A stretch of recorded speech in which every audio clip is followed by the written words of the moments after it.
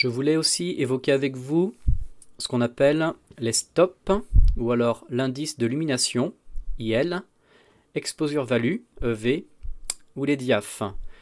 Ces quatre termes représentent finalement la même chose et vont permettre de comprendre l'exposition d'une photographie et comment jouer avec les trois paramètres d'ouverture, de temps de pause et d'ISO pour exposer correctement son image.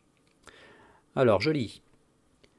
Pour faire simple, à chaque fois que vous doublez la quantité de lumière, vous augmentez d'un EV. Et à chaque fois que vous divisez la quantité de lumière par 2, vous diminuez d'un EV. EV, donc c'est exposure value. J'aurais pu mettre aussi un stop ou un indice de lumination ou un diaph. Alors, pour comprendre, je vais vous montrer un petit exemple.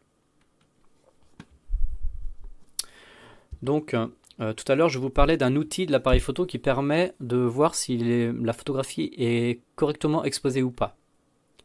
Ici, par exemple, ma photographie indique que l'exposition est correcte. Le petit curseur est sur le 0. Et les nombres qui sont à droite et à gauche indiquent, en fait, ce sont des valeurs qu'on appelle des stops, indice de lumination, exposure value ou un diaph. Par exemple, cette photo-là, l'appareil photo considère qu'elle est bien exposée. Mais moi, au regard de la photographie, je trouve qu'elle n'est pas assez exposée. Je voudrais rajouter un peu d'exposition. Je voudrais par exemple passer de 0 à 1. Donc, je vais jouer sur les trois paramètres pour rajouter un stop, ou alors un IL, un EV ou un diaph. Ici, au contraire, ma photo est sous-exposée. En tout cas, c'est l'appareil photo qui me le dit. Et moi, je voudrais mettre ce petit curseur-là sur le 0. Donc, comme tout à l'heure, il va falloir que je passe de -1 à 0. Il va falloir que je rajoute un diaph, ou un stop, ou un EV, ou un IL. Alors, comment je vais faire? En jouant sur l'un des trois paramètres. Trois solutions. Première solution, si je double les ISO, je vais augmenter d'un stop. Par exemple, si j'étais à ISO 100, eh bien, je peux passer à ISO 200. Ça va rajouter un stop et donc ma photo sera exposée correctement. Deuxième solution, je vais doubler le temps de pause. Je vais aussi rajouter un stop. Si par exemple ma photo était à 1 seconde, eh bien, je vais mettre 2 secondes pour avoir une photo plus claire et donc j'aurai rajouté un stop en doublant le temps de pause. Et troisième solution, alors c'est un peu moins intuitif, je vais changer l'ouverture de mon diaphragme. Alors comment que ça se passe pour le diaphragme?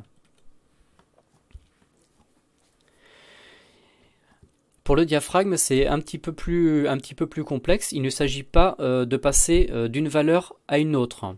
Par exemple, si je passe de F16 à F14, je ne vais pas rajouter un stop, ni en passant de F16 à F13. En fait, je vais rajouter un stop en passant de F16 à F11. Et en rajoutant un stop, je vais donc ici éclaircir mon image et augmenter donc l'exposition. Donc ici, il n'y a pas toutes les valeurs des focales, pas des focales, de l'ouverture du diaphragme, mais ce sont ces valeurs pleines qui permettent d'augmenter d'un stop à chaque fois. Donc en passant de F32 à F22, je vais augmenter d'un stop, donc je vais éclaircir mon image. En passant de F22 à F16 également, de F16 à F11, etc. Tout en sachant qu'il y a des valeurs intermédiaires.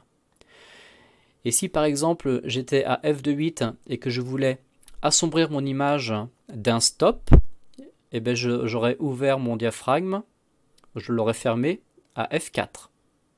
Donc c'est un petit peu moins intuitif pour l'ouverture du diaphragme. Par contre, pour les autres valeurs, les ISO, si je double les ISO, j'augmente un stop, ma photographie sera plus claire.